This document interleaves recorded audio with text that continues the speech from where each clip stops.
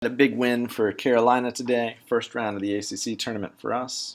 Also a big win for democracy in Section 2. We were able to watch the game together because the class decided, hey, you know what, we'll watch a video after class. We just want to watch the game right now. So this is the video that will walk us through the material that we covered in class today. And today we're going to be looking at how do we make real-world Java applications without any competent support code. In order to do that, we're going to have to learn a little bit about a new type of method. So far, we've been learning about methods from kind of day one when we started programming in Java. We looked at how do we call methods on BB8, right? So we were able to send messages to BB8 via method calls that said, hey BB8, move forward, hey BB8, move right. The important thing about the methods that we've used so far is that they have to be called on an instance of a class. We have to have an instance like BB8 to send the message to. BB8 is a type of robot. We can't say all robots at the same time move forward, or the idea of a robot move forward. What we know how to do so far is say, hey BB8, or some instance of the class robot, move forward, or hey, some instance of some class, I'm going to call this method on you. And we looked at an 8-ball example last class, right, where we had the ability to shake the 8-ball and get an answer back out of it. But in order to do that, we needed to create a new instance of it by calling its constructor and assigning the return or the result of a constructor to some variable. And so these methods, which we can call on instances, they're more specifically called instance methods because we call them on instances of some class. They're so common and so much more powerful than the other kind of method that we're going to learn today that we tend to just call these methods and give the other kind a special name. But it's worth noting that instance methods are really powerful and useful because they have access to instance variables. And remember, instance variables are like the properties of our objects. So if we have instances or objects that represent players on a basketball team, each one of those player instances can have its own properties. So Bryce Johnson has a name that's different from Marcus Page. They also have different points. And each of those different properties are stored within their own instance variables. And when we call a method on one of those instances, when we say, hey player, is your name Bryce Johnson? Or hey player, how many rebounds do you have? Or hey player, what is your total number of rebounds or double-doubles? We're asking individual instances one by one, and they're able to make responses or take different actions based upon the values in their variables, right? And so this is really powerful and flexible. We'll see as time goes on in our programming careers. But it turns out there are some times where we don't really need that amount of power. We don't necessarily need to have properties in order for a method to be useful. An example of this is like the round method. You can think of a mathematical function like rounding a number, and it doesn't need to know or maintain some state. It doesn't need to have properties. All a round method needs to do is take a number in and give us a number back that's rounded off. And so it turns out that it's a little bit painful. It's a little bit, it's a lot of work to have to make a new instance in order just to call a method that doesn't need any state or anything like that. So if it's a little bit annoying that we have to call, that we would have to make a new instance of some math class in order to call the round method. So it turns out Java gives us a way of not having to create instances, and we can call methods without having to call them on a method. And these are called static methods. So the way that a static method is declared is that you add the keyword static before the type and after the visibility of a given method within a class. Once you do that, you can start to call the method on the class itself. So here we've got a class named math with a capital M and a static method named round. We can call the round method on the math class by just saying the math class, capital M-A-T-H, dot round, and then we call it just like any other method. The caveat here is that if we had instance variables, we couldn't access them from within this round method because it's a static method. But the upside to that, the trade-off here, is that we can say class name dot method name, static method name, and we can start to use methods without having to create instances or keep track of instances. For this reason, they're often called class methods because these are methods that you call on a class. You don't call them on an instance, and that's to contrast it with the idea of instance methods, which we've been looking at most of the semester. And in many ways, this is more descriptive than the word static methods. It's hard to understand what Java means by static in a technical, true way without knowing a lot more about how compilers and computers work under the hood. There are a number of useful static methods that live in Java that you might be interested in using as the semester goes on. A lot of these are packaged in the math class, so math methods are often implemented using statics because at the end of the day, these are kind of just like functions that don't need any other information in order for them to be useful. All math.round needs in order to do something is a number n that you're trying to round, and then it will give you back that rounded number. It doesn't matter. There's no other information needed, no other state to keep track of in order for a round method to be useful. Same with cosine or power of. So you can say math.pow. This is a method which has two parameters. The first argument you give it will be the number, the base number, and then the second argument you give it will be the power that you're raising it to. And there are a ton of different static methods defined in the math class.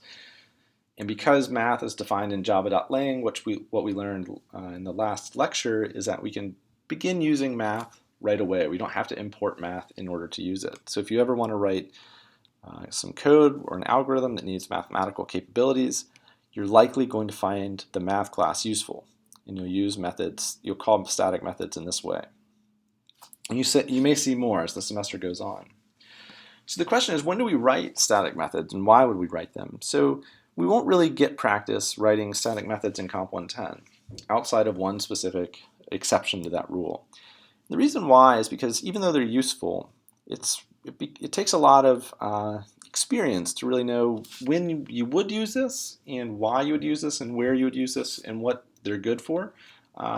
In general, you're much better off just assuming everything must be an instance method and working with that default assumption.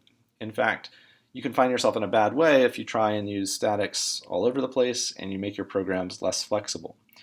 Instance methods that we've learned so far are far, far more powerful and useful than static methods. But we need to know what a static method is in order to write our own program from scratch because of the main method. The main method is where every Java program starts out. Okay, so when our program goes to run for the very first time, the very first line that it will run is the first line within the main method. Okay, this is the entry point for all of our Java applications. And what making this method static allows us to say to Java, or allows the Java runtime to do, is it knows that it doesn't have to know how to create an instance of, say, the runner class. It just knows that it can call the main method on the runner class in a static way. It can say runner.main, give it some arguments, which we'll talk about later in the semester, and boom, we've got a running program and everything's good. The only reason we're talking about static is because Java forces us to declare our main methods as a public static void method. So I want you to know that what the meaning behind these words are and where we're coming from. But the only time we're actually going to write this in our code is when we're writing a main method. Okay? And it has to be void, it has to be public, and it has to be static. It takes as a parameter what's an array of strings, but it's a special kind of array, a more primitive, a more native kind of array that we haven't talked about yet. Assume this is a lot like an array list of string, okay? And we'll talk about this later. The idea is, though, that this main method is where our programs begin. So now what we're going to do is we're going to take a look at how we can write our own main method and start a program from scratch in Java. Okay, so I'm going to let you pause it right here and try working through these steps, adding your first Java project from scratch in Eclipse. All right, so what you just did, I'm going to talk through. What we're doing is we're saying we're going to make a new project in Eclipse. The way that we do that is just right-click over here in our Package Explorer. We go to New Java Project.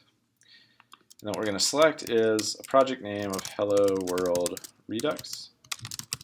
And we could name our project whatever we want. We're just doing a simple Hello World to show you how a console application works in Java. And then we can use the default settings, click Finish. Once we've done this, we've got our Hello World Redux project and a source folder. Our source folder is empty, so let's add a package to it named Comp110. We talked about packages in the last lecture.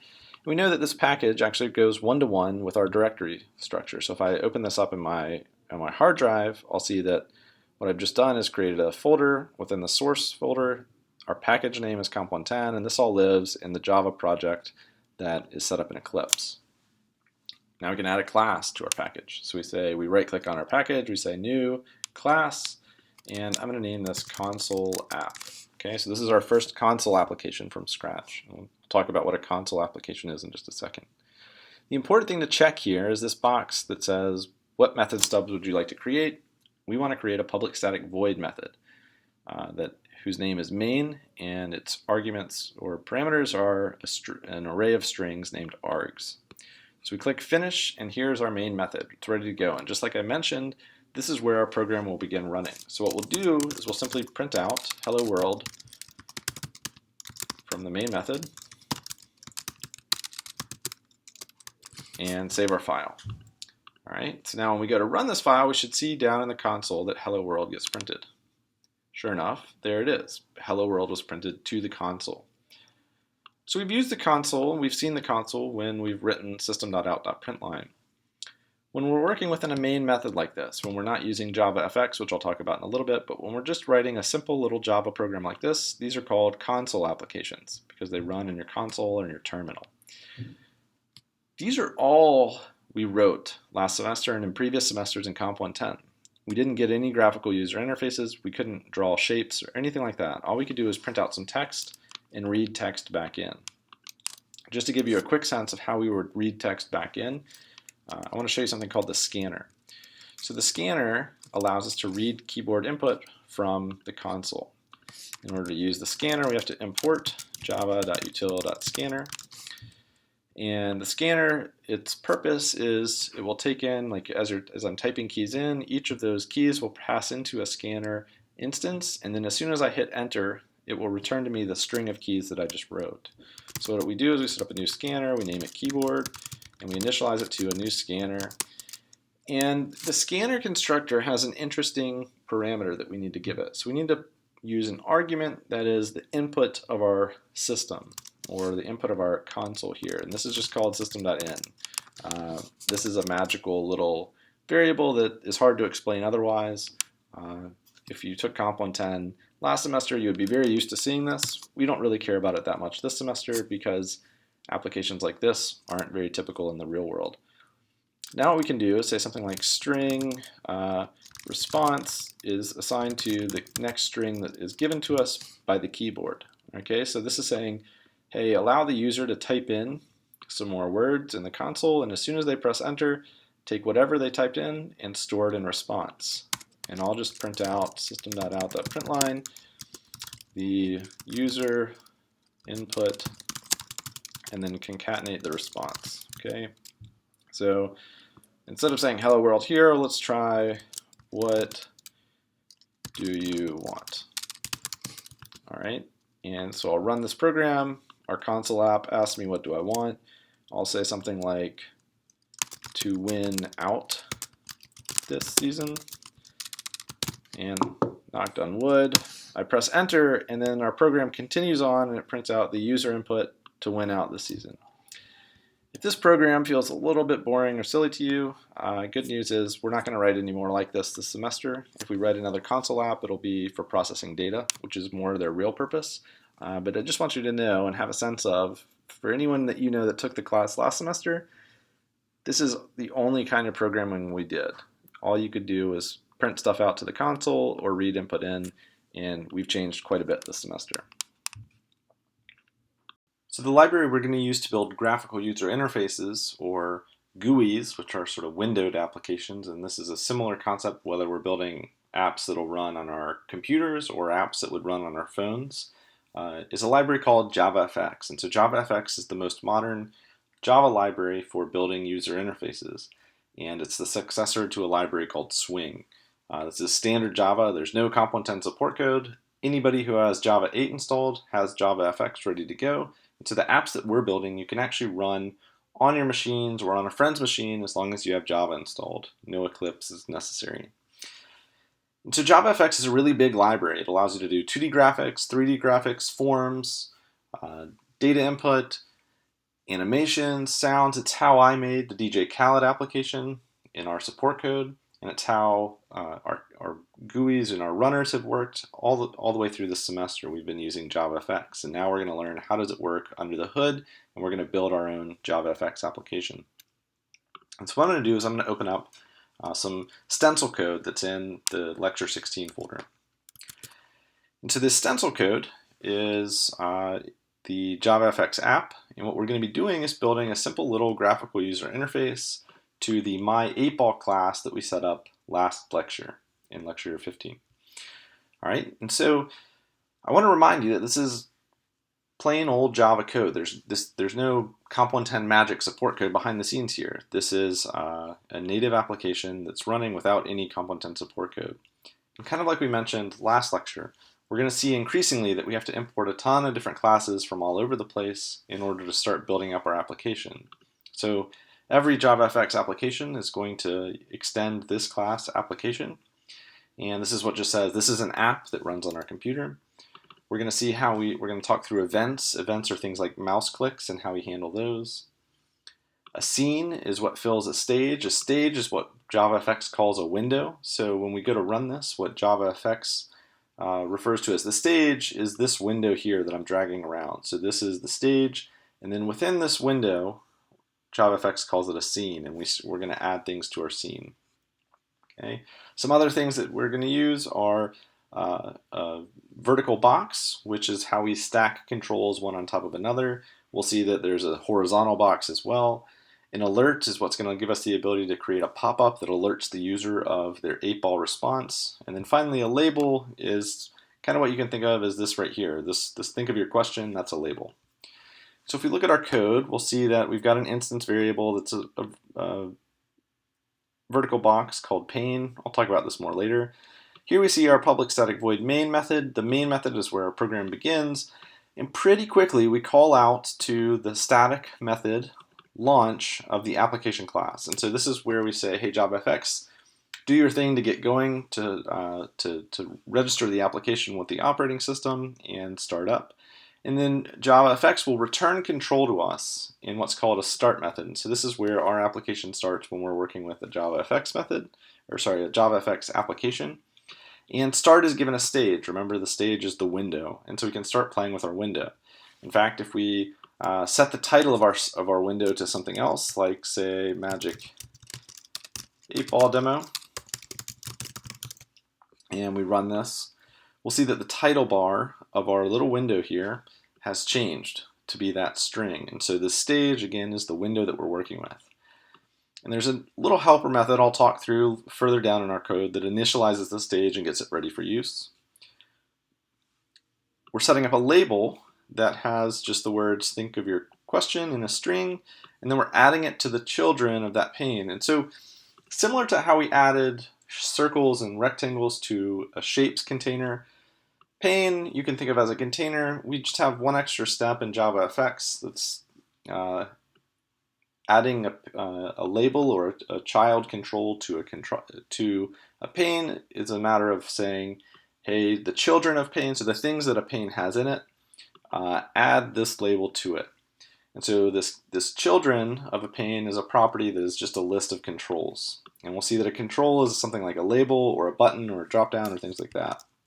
If I wanted to add another label here real quickly, I could show you that this is how this works. We could say another label, and it's named label 2. We're adding it to the pane. When I run this, we'll see that we've got another label stacked up vertically beneath the first one that we added. And so this is how the VBox works. We're adding one thing after another, and so when we add our buttons, they're going to appear below the first label. We don't actually want this label, so I'm going to get rid of it. Finally, we're making that window appear by saying stage.show. If I commented this out, what we would see is I could run this application, nothing shows up, and I actually need to open up my console in order to quit this application. So it's running, but we can't see it, and we can't even stop it. All right, so we want our window to show up, and we'll leave that there. Again, this is the Magic 8-ball demo, so what we're going to do is we're going to hook up two buttons that one will shake our Magic 8-ball and the other will reveal the answer. And so I've gone ahead and set up two more event handler methods that I'll talk about in a second. When we press the shake button, we'll tell Java to call this method. We press the reveal button will tell Java to call this method, and then the last step will be hooking up our 8-ball so that it actually responds to these button presses. Just to very quickly talk through the initializing step. So this initializing method is just a little helper method to get our control set up.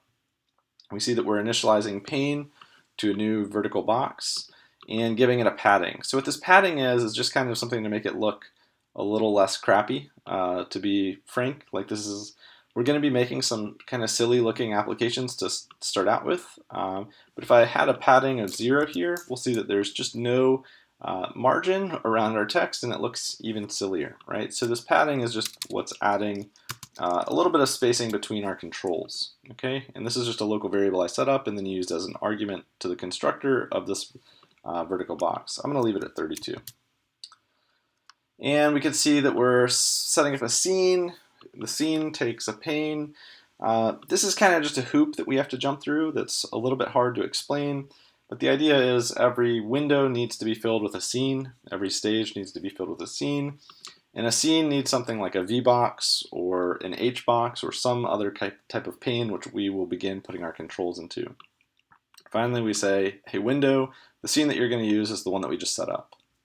All right, so let's add some buttons. So the first button that we want to add is a shake button. So the way that we add a button is similar to how we would add like a circle or something like that to our Baymoji, but it's a little bit different because we're working with window controls. We say button, we'll call it shake button, is initialized to a new instance of the button class, and its method will be, or sorry, its caption will be shake that 8-ball. You can name it whatever you'd like or put whatever you'd like in that caption.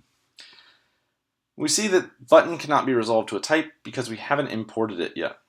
A quick shortcut I want to show you when we're working with these JavaFX applications is Eclipse tries to do something handy. It shows this light bulb over here in the gutter of our scroll. And if we click on it, we'll see that we can have some options. What we want to do is import button from javafx.scene.control. You don't want the one from java.awt. That'll continue to give you some errors. We're working only with JavaFX this semester. So we click that.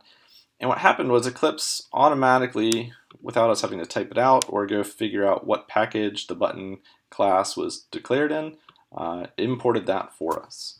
So now we've got our button set up. Let's add it to the pane. So again, we have to say pane.getChildren. So the children are all of the controls that are added to our pane, and we say add shake button. All right, so I can run this now, and we'll see that we've got a button that we can start pressing. And it says shake that 8-ball, but if I press it, nothing's happening. A button that doesn't do anything isn't a very good button, so let's try and hook this up. In order to hook this up, there's one other little piece of syntax that I need to show you that will allow us to say, hey Java, when this button is pressed, I want you to go call some other method. So we need to learn about method references. To make our program respond to a user pressing the button, we have to learn a little bit of new syntax that will allow us to say to Java, hey, this is a method I want you to call later. I don't want you to call it right now. Okay, and so this idea of responding to some interaction or some impulse from a user, like pressing a button or pressing a key on the keyboard or touching the screen or flicking this, swiping left or right, is called event handling. And this is true whether you're working in a desktop app or whether you're working in a mobile app. And so the question is, when some event happens, how do we want the program to respond to it? How do we add interactivity to our running applications? And so what button gives us is a method named setOnAction. And what setOnAction does is it allows us to give it a method which we want it to call later. Okay, so when we say, hey Java, setOnAction some method that you will call when you're clicked. Okay, and so the actual signature for setOnAction looks a little bit crazy, right? What is this event handler? And we see that we've got that syntax for similar to what we have with ArrayList, where an action event is the thing that we're an event handler is containing within it. What does that even mean? Well, it turns out event handling can be pretty complex if you get into the nitty-gritty details of it. Luckily, with Java 8, we have something that's pretty simple for us to wire our applications together. And what we'll use instead of a true event handler, kind of like you're seeing here, is a special piece of syntax that's called a method reference, right? And so a method reference says, hey, shake button when the setOnAction, or sorry, I want you to do the following when you're clicked. I want you to call this method, this instance's shake pressed method.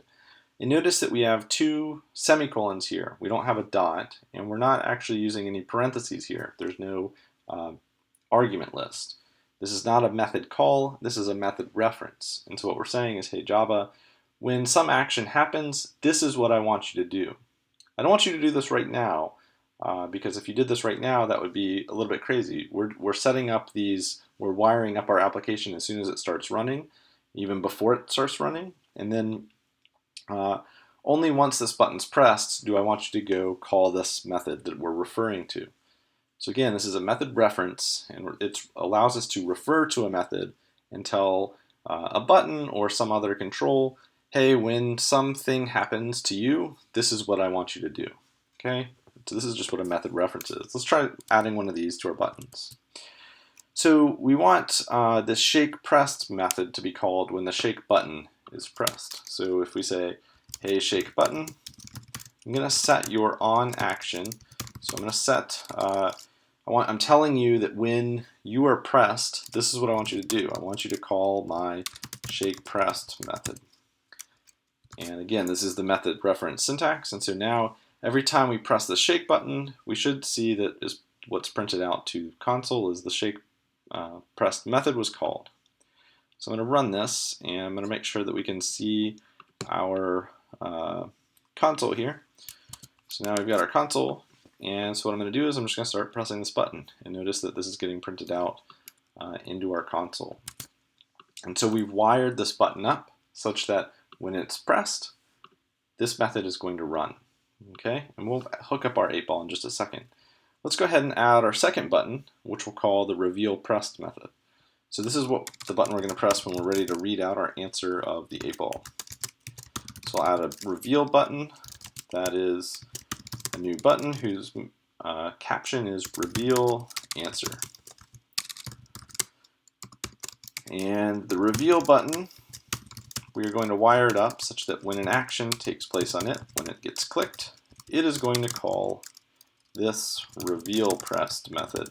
And so again, this is the method reference. We're saying, hey, when an action happens to you, reveal button, this is what I want you to go do. And we're going to add that to our pane as well.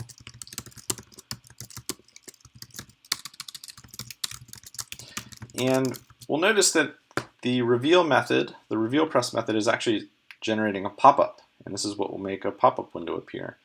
So if we run this, we shake that 8-ball, we reveal answer, we get the shrug emoji in this alert pop-up. So this is called an alert dialog, and it's just a special window that allows us to give some alert to the user, and here we're just giving the shrug emoji. If we had changed this to be something like alert Carolina, and if we made this instead, say an error alert, we would get a different looking window with a different caption in it when we press this reveal answer button. There's our alert caption, we see the X. This is just a fun informational app, so I'll leave it as information. And we'll see that when we hook up our 8-ball, we'll replace this string here, and our answer will show depending on how we've shaken it.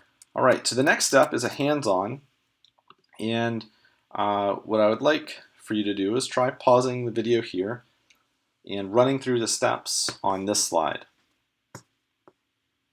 Now that we have our buttons hooked up and you've worked through the hands-on, hopefully as far as you could get, let's try following these steps. So the first step was that we wanted to make a new instance variable that would hold a reference to an instance of our 8-ball. All right. So we know that from last lecture, we're now going to be declaring all of our instance variables with the private modifier so that they're only accessible within the class we're working in. And we're going to name this variable 8-ball. So we've set up our private instance variable. It's named 8-ball, and it's of type my8ball. And then we can initialize it anywhere we want in the start menu. I'll just do it after we add our buttons. So I'll say 8-ball, assign it a new my8ball instance. All right. So we've got our 8-ball instance set up, And now when this shake pressed method happens, we actually want to shake that 8 ball. So we say, hey 8 ball, I'm going to call your desperately shake method. And then what we want to do is when we reveal the answer to the user, we want to ask the 8 ball for its answer. So we say, hey 8 ball, I'm calling a get answer method, and you're going to return to me a string that is the answer that is currently selected after having shaken it. And so we run this, and we see we can shake that 8 ball and reveal an answer that is reply hazy, try again. If we shake the 8 ball again and try revealing the answer, we get a different answer back. It is certain. And we reveal another answer, very doubtful. And so what we've done is we've hooked up our methods to an instance variable, and we're manipulating that instance variable through pressing these buttons. And this is a pretty common pattern when we're working with graphical user interfaces. We'll have some variables that are around for a long time that model some idea. So in this instance, we have a my 8 ball model. And by pressing some buttons in our applications, we're sending events that ultimately wind up changing that model in some way. So here we're desperately shaking an 8 ball. You could imagine if we were dealing with a text editor or a team editor, we could be changing players' names or adding more points to players in the problem set, for example, and so on. So the last step of this lecture is we can actually make this a real program that we run on our computers.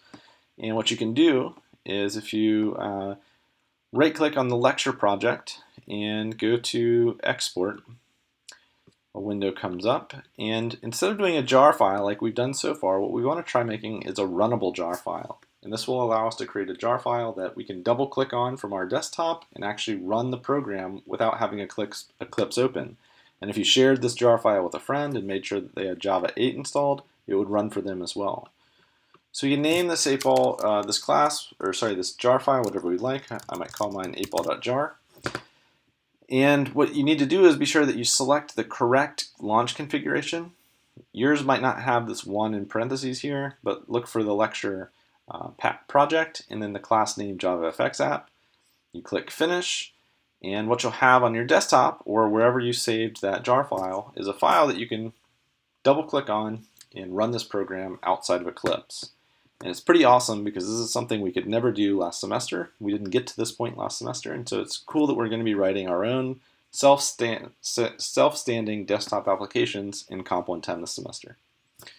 That's all I've got for you. We went through statics today. We went through our first console app, and then we pretty quickly went into showing how a JavaFX app is set up, a very simple one. And then we learned a little bit about method references, which are a way of saying, hey, button, or some text field, or some other JavaFX application control. When an action happens to you, when an event happens, this is the method that I want you to go call when that occurs. All right, thanks for watching this, and hope you all are having a great spring break.